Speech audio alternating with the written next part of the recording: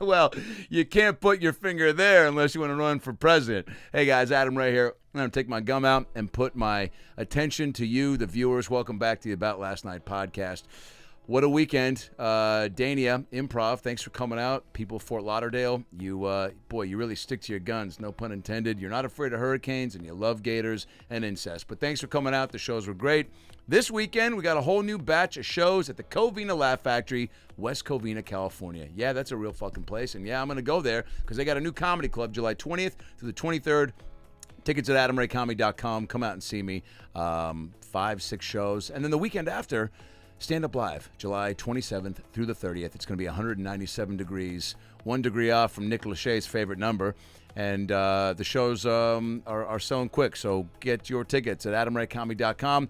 And then August 3rd through the 5th, first time Hilarities in Cleveland. Come out and see your boy. Special guest is going to be there. He's from there, and he's got a podcast, and I've been on a bunch, and he never wears shoes. Yep. Do you know who it is? You probably do. I almost threw up in my mouth. Merch, adamraycomedy.com. Click here to subscribe to the podcast on YouTube, Spotify, and iTunes. Thank you for your continued support. And go see the Barbie movie. It's out this week, baby. Your boy's in it. Gosling, Margot Robbie, Will Ferrell, and Adam Ray. That's not how they're billing it, but that's how my mom's telling people are in it. So go see that and enjoy this special episode. It's a solo episode today, no guest, but we got some bangers locked and loaded for the next few weeks. So again, make sure you subscribe. Tell your friends, your lovers, your haters, your exes, and enjoy a brand new episode of the About Last Night podcast. Let's do it. Hey, it's Herbert. And you're listening to the About Last Night podcast, you slippery little son of a bitch. About last night.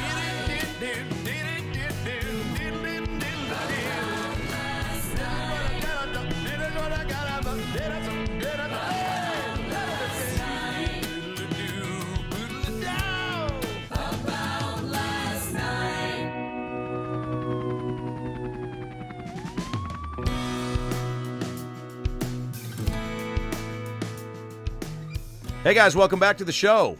Welcome back to the show. We got a short one today. We got a solo one today. I've been gone for a minute. It's nice to be gone. It's nice to distance makes the heart grow fonder. And I've been away from LA for about 3.5 weeks. Did some shows in Seattle. Thanks for coming out. Triple Door. Birthday shows. Did a charity basketball game with Champions of Change. That was fun. Did a show, 2 shows in Portland at the Get Down.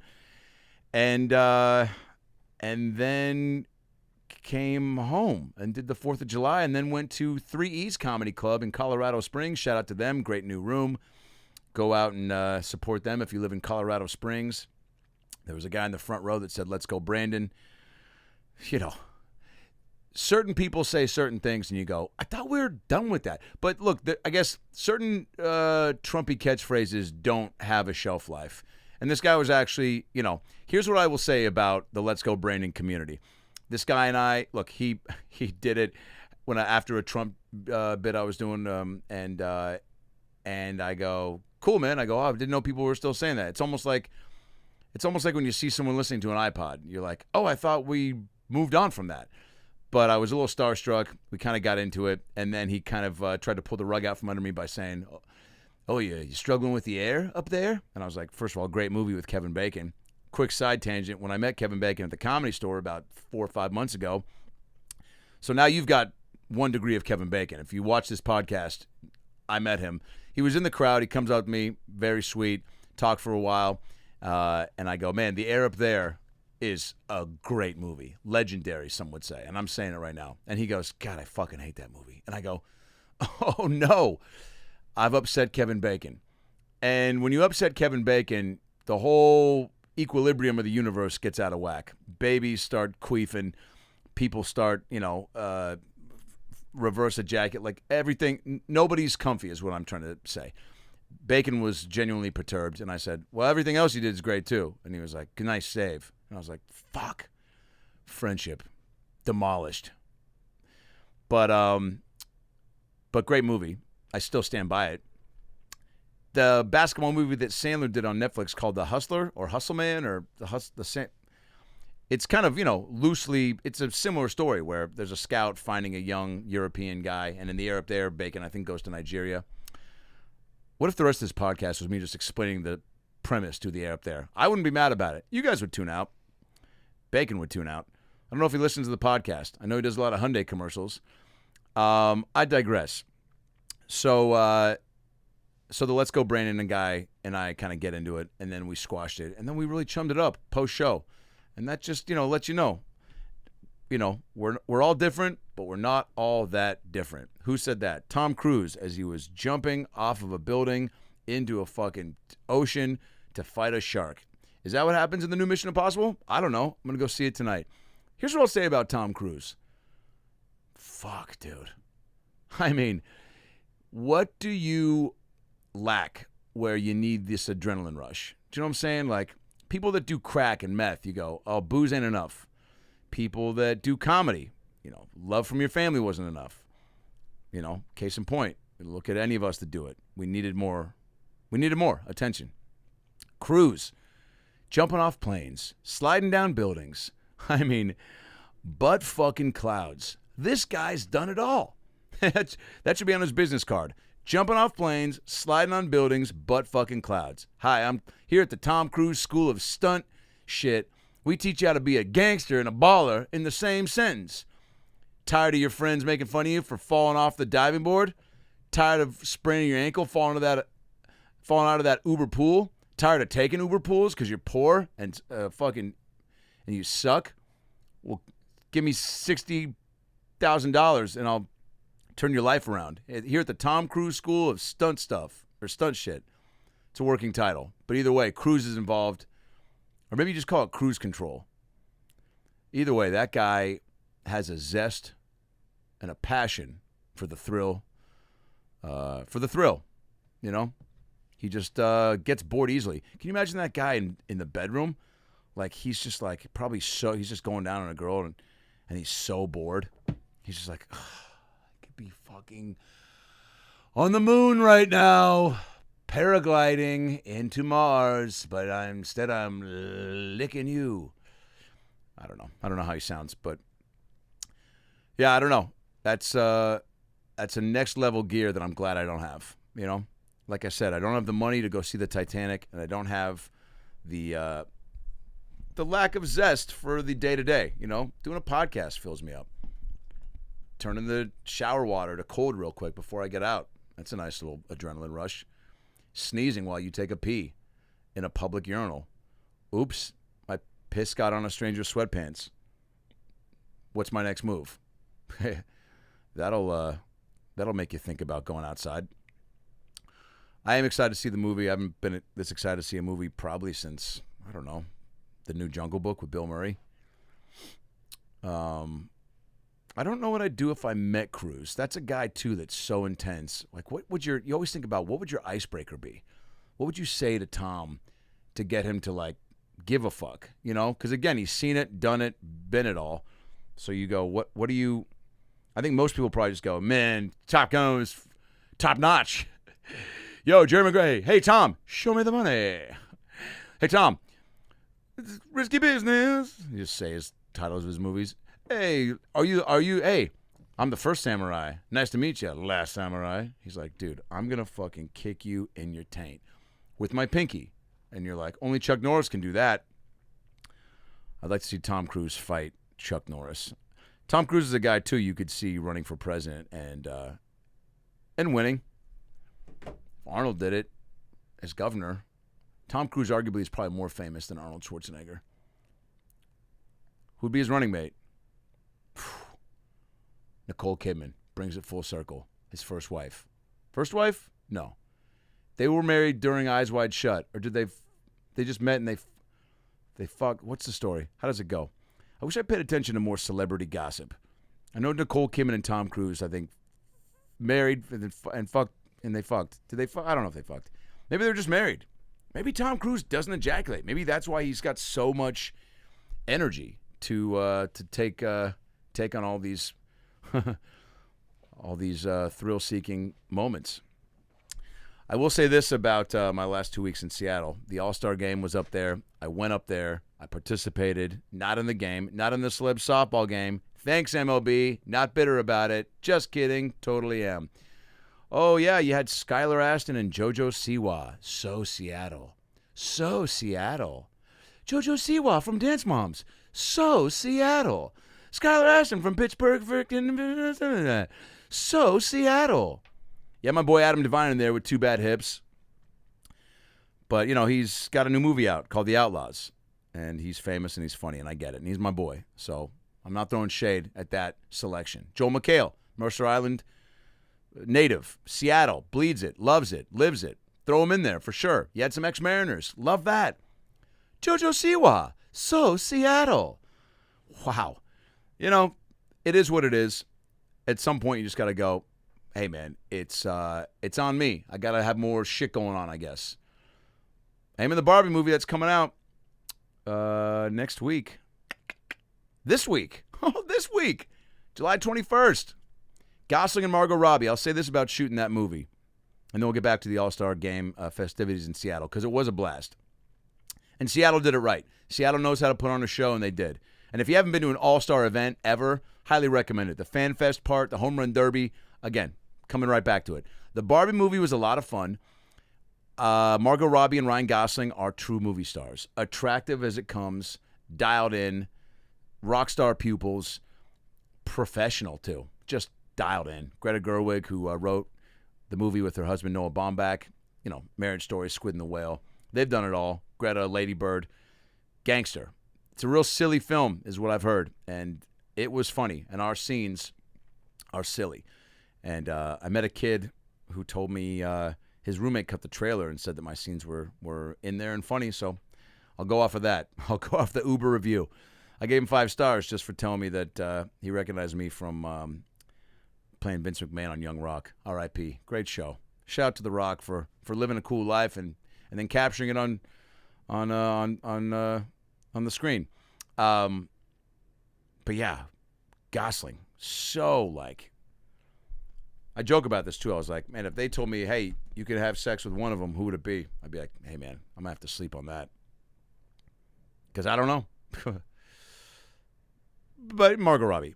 But also, there's certain people. Brad Pitt's another one where you go, oh, there's just movie star. Like when you look at other actors that have had solid careers or people that don't get opportunities, you go, yeah, man, unfortunately, will never not be a business. I'm speaking of the Hollywood world where that fucking movie star quality. Cruise, back to Cruise. He's got it. And then there's guys like Morgan Freeman that just relied on the work. Not to say Morgan Freeman's not an attractive man. Would I fuck him over Ryan Gosling? No. Anyway, the movie comes out July 21st, and I hope it crushes. You just want to keep popping up in cool shit. Do I wish I had a bigger part in the movie? Yeah. Do I hope that it leads to other opportunities? For sure. Do I hope that people see it and go, man, that guy was kind of funny. Let's throw him in this thing. But there's a strike happening as of today, with SAG. So we'll see if the business even comes back. They might just air Double Dare reruns for the next 60 years. Well, that got dark real quick. We'll be fine. They'll figure it out. Hey, pay the actors and pay the writers, Hollywood. You should. That's my message. You should. Do the right thing. All-Star Week in Seattle. Home Run Derby. Bonkers. My boy Colin Sullivan and I went. The day started off with me signing some cards that Topps, the baseball card brand, made for me specifically. And I got to sign a bunch of authentic Topps cards, which was cool, man. Like, I got my own baseball card, and it was really fucking cool. And there was a booth at the Fan Fest, and I signed cards for about 2 hours. Kids, adults that looked like kids, little people that looked like adults. It was a blast, man. Chummed it up with a lot of Seattle people. And then went over to the field. Brought my mom pudding, by the way, which was extra special. She loved it. And we got on the field, and I did an interview for the show Intentional Talk on MLB Network. Shout out to Kevin Millar, Sierra Santes, I think, and Ryan Dempster. And that was just cool being on the field. I mean, you had every big player down there, legends goofing around. I met some MLB analysts that were Jeff Passan looks like, I don't want to say he looks like he's had work done, but he looks like a little boy. But he's, that guy's loves baseball more than I think you're supposed to. But I think that's why he's so So good at his job. Tim Kirchin looked like I should have passed a bridge and answered a riddle before I took a picture with him, but sweet guy. Also a gangster of the game. And just cool being down there on the field, man. You just get to soak up that like pre-home run derby energy. It was awesome. And T-Mobile Park in Seattle is a great spot for a festive night like that. The game itself, who fucking cares? You just want to see bombs. There were a couple home runs hit, but Julio Rodriguez, man, stepped up. If you watch that home run derby, you could feel the energy, I'm sure, through the television. But he put on a show. And we got drunk and went and did Wyman and Bob in the afternoon before that, which was a lot of fun at the Hatback Grill. They made a whole party out of the old brewery across the street from T-Mobile. We lived it up. We did it. I got a little too drunk on air for that interview. I'll be honest. I had, I think, a margarita that went to the bloodstream real quick, but it was fun. There were a lot of people standing around. I think I said, "You think this Planned Parenthood grand opening ribbon's going to keep these drunkards from falling onto the set?" Got a couple laughs. Seattle people, man. They turn things up. People sleep on us. They think like, tech and music and comedy, the arts, and like we're just, staying indoors while it rains to, figure out the next move. But people party up there, dude. Holy shit. Yeah. Also, I guess the All Star Game brings people from out of town, so that turned things up a notch. But my mom had one rum and Coke and, started flashing everybody on the freeway. No, she didn't, but I wouldn't put it past her. A lot of babies, a lot of people with babies at the home run derby, which is a weird move to me. I don't know. Maybe you already have withdrawal from having the baby. It's got my wife and I thinking about babies.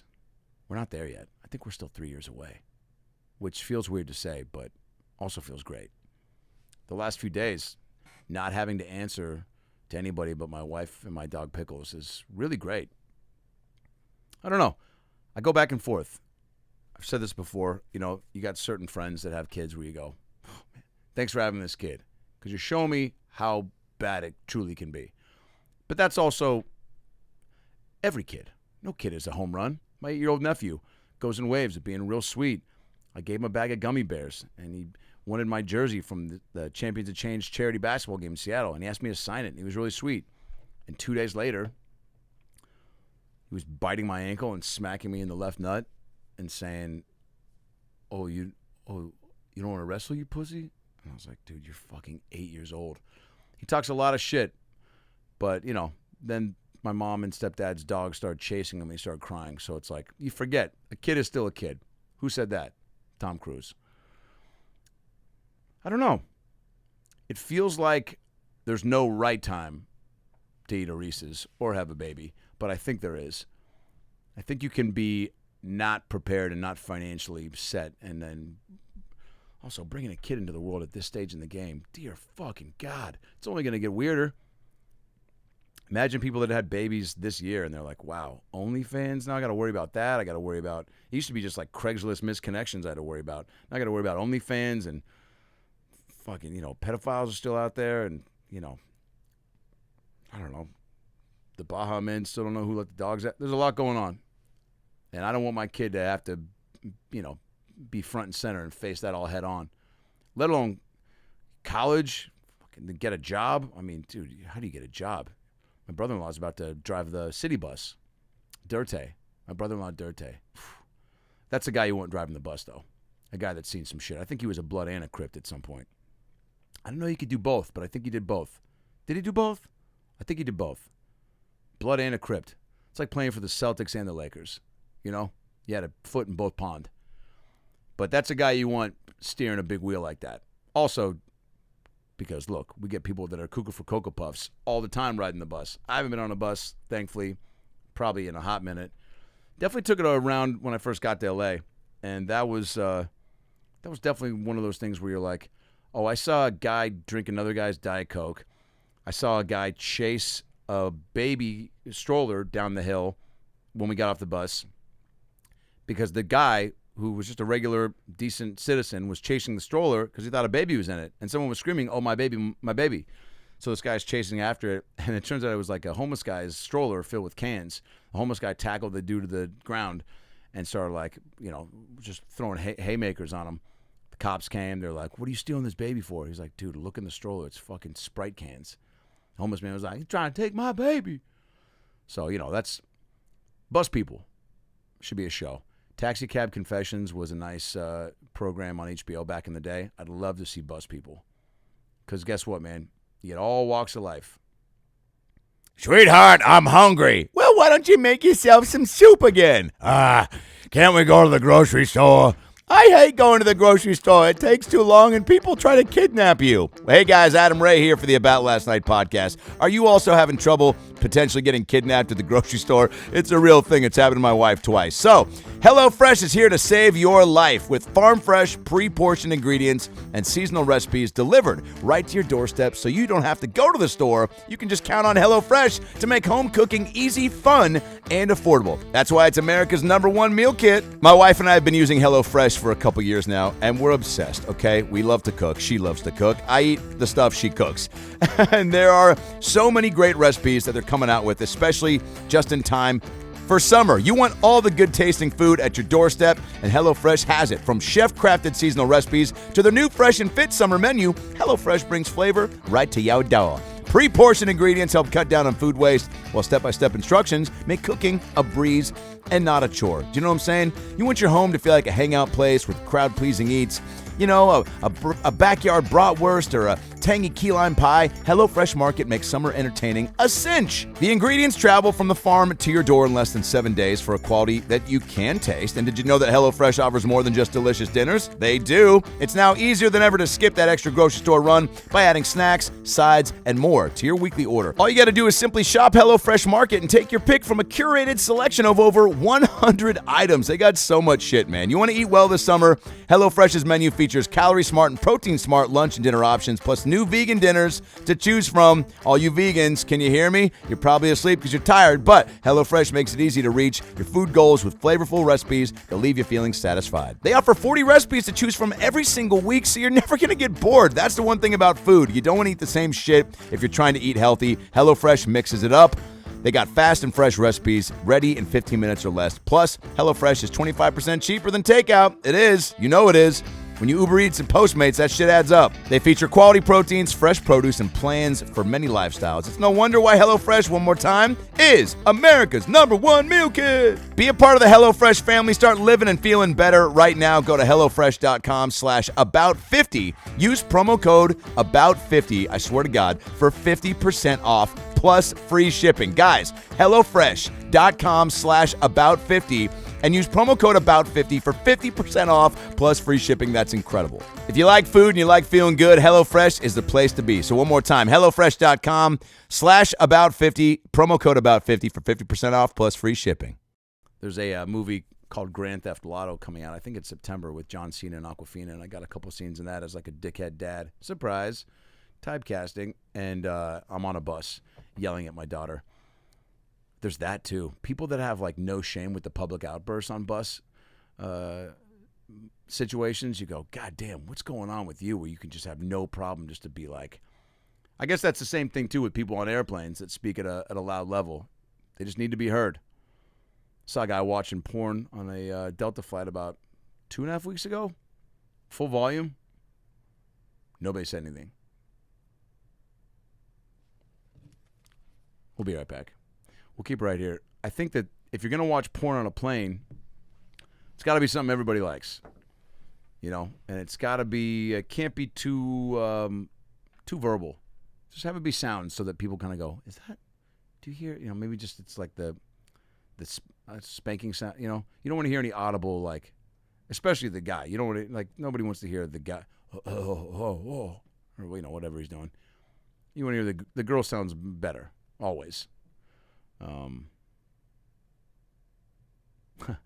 There's a guy who was at one of my shows in Colorado Springs told me after the show that he wanted to do porn. I was like, well, what's stopping you? He's like, I got a family. I was like, pretty big thing stopping you.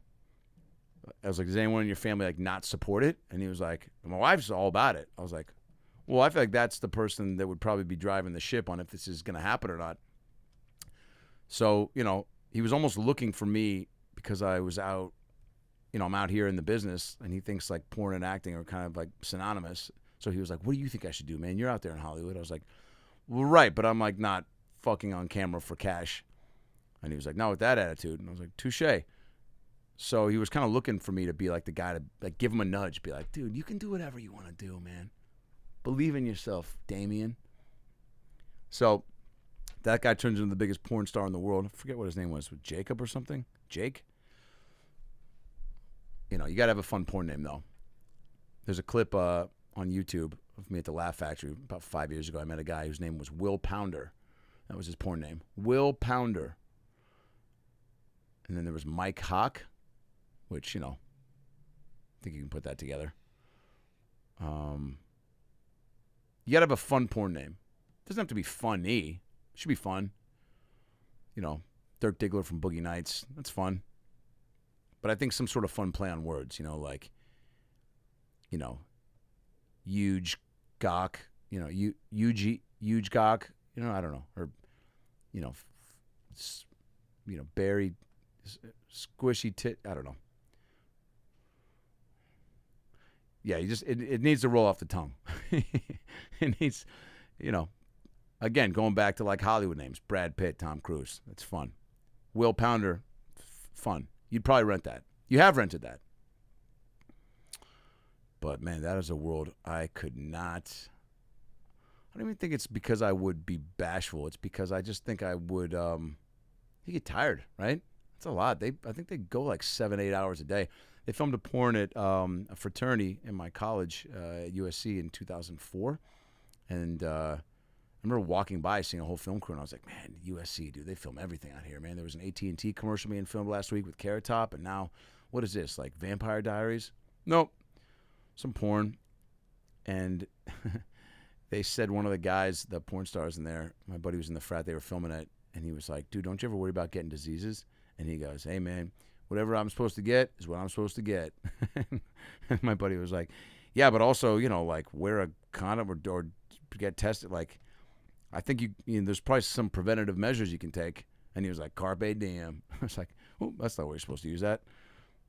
But, you got to have a carpe diem mentality if you are fucking strangers. I think they mostly know who they're fucking before they start doing it. I don't know. Hey, Siri, do the porn stars... Wow, she pulled up Pawn Stars. Not too far off, Siri. But at least you're paying attention. All right, we got a few minutes left here. You guys have any questions? Summer, man. We're in summer. Took a walk today. It was 112 degrees. Fucking concrete is so hot. It makes you think about, thank God I get to go inside to some AC after this. Man, imagine just being like out in the summer heat. I guess the real hot places, Florida, Arizona, New York even gets pretty toasty. I wonder if homeless people like winter or summer better. Because winter, you can, it's fucking cold. There's, I don't know. Are you where are you getting those blankets from? Are you just using body heat from other homeless people? Bushes, I guess, can get kind of warm. But in the summertime, it's like, if you got no liquids, you got to start drinking your own piss probably. Or, I think you get crazier. I think the heat makes you crazier. Winter, I think you just, push comes to shove and shove comes to push, and fight or flight kicks in, and you're like, all right, I got to fucking rub my hands together or learn how to tap dance just to get some